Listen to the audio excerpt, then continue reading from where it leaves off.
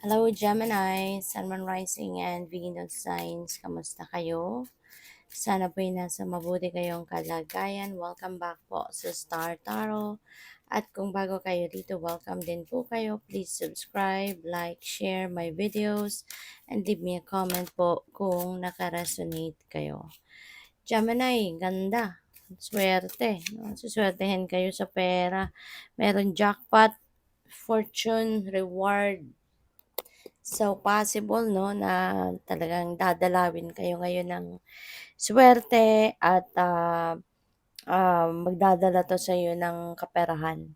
Maybe you're going to be very lucky pagdating sa pera sa ngayon, sa mga game of chance, kung kayo'y tumataya sa mga game of chance, maaring ito na yung time, no, nasiswertehin na kayo at makakakuha na kayo ng jackpot, no, tulad ng sinasabi sa card. This could also be financial reward, no, sa tiyaga, pagsisikap, trabahong ginawa ninyo. Maaaring may profit din kayo na makukuha na sa ngayon. Yung bunga ng pagsisikap mo ngayon, maaaring makukuha mo na din yan, ano? So, we have marriage. Baka ang iba din sa inyo sa ngayon magpapakasal na. O pwedeng ang iba sa inyo bagong kasal, yung ganon. So, congrats sa inyo.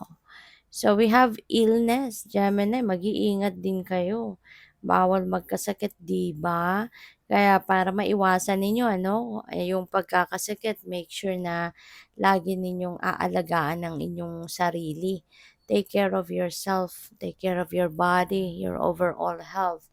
Alright? Para maiwasan na magkasakit. At kung meron man kayong mga nararamdaman na mga paunti-unting mga physical discomfort, meron na kayong mga kung ano-anong sakit-sakit na nararamdaman, wag na ninyong intayin na lumala pa. No? Nagsisimula pa lang, agapan nyo na, 'di ba? Magpa-check up na kung sa tingin ninyo kailangang ipa-check up or kung meron kayong mga ginagawang mga alam mo 'yun, sa bahay ninyo 'no, yung may mga first aid gano'n.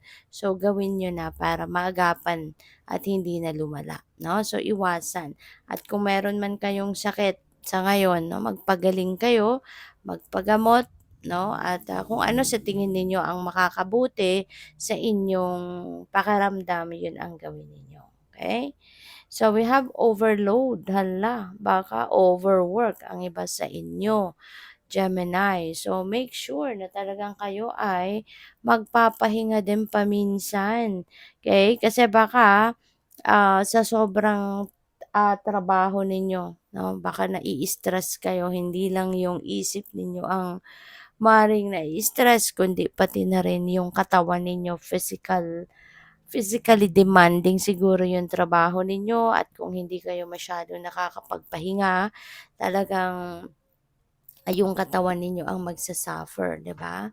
Kaya make sure 'no na yung katawan ninyo alagaan, 'di ba? Ang kalusugan alagaan ninyo, alright? At magpahinga din, alright? Magpahinga, make sure na paminsan-minsan kayo ay yun nga magpapahinga din, alright? So, tignan natin kung ano pa ang ganap. Baka na-overwork kayo rito, Gemini. So, by the way, maraming salamat no, for subscribing to my channel. And if you haven't subscribed yet, subscribe na kayo. And also, maraming salamat din for not skipping the ads. Malaking bagay po yan sa akin. And also, please click the join button sa baba ng video kung gusto po ninyo na mag-join naman kayo sa membership. Salamat! So, tignan natin kung ano pa ang ganap. We have the Six of Swords. So, moving on energy ito, si Six of Swords, Gemini. Maybe you are moving from one situation to another.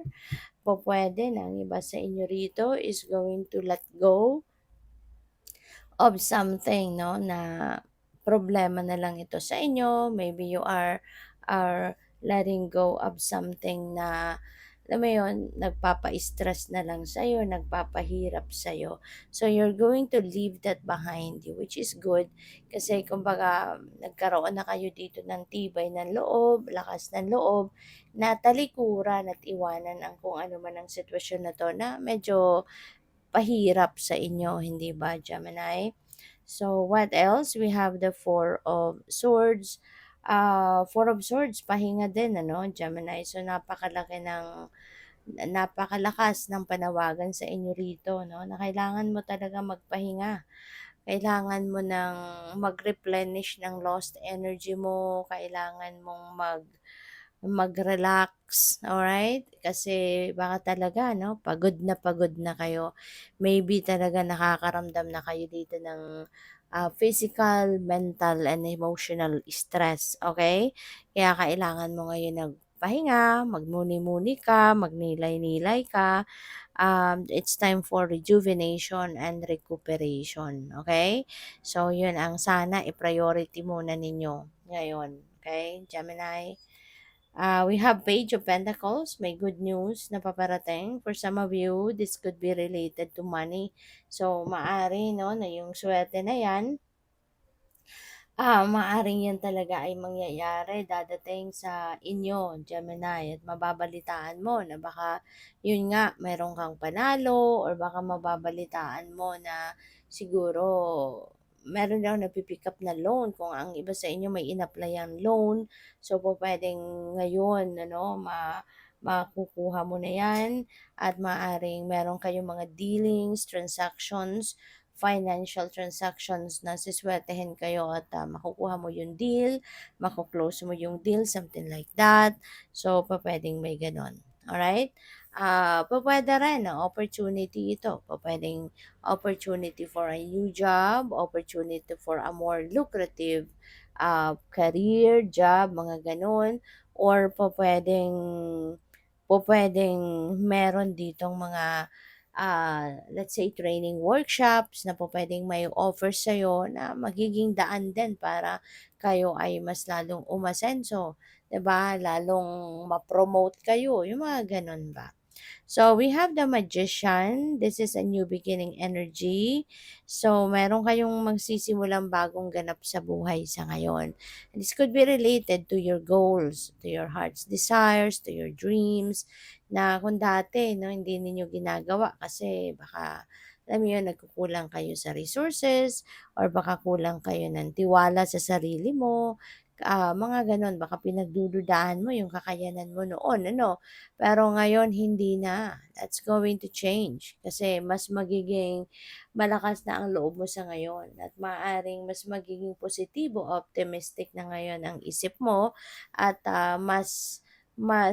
papairalin mo na sa ngayon yung ano, yung willpower mo at you're going to take advantage of the resources and the opportunities around you na makakasuporta, no, sa inyong gustong makamit, no, kung ano man itong goal or dream ninyo. So, good luck. Thank you for watching. Love and light. Namaste.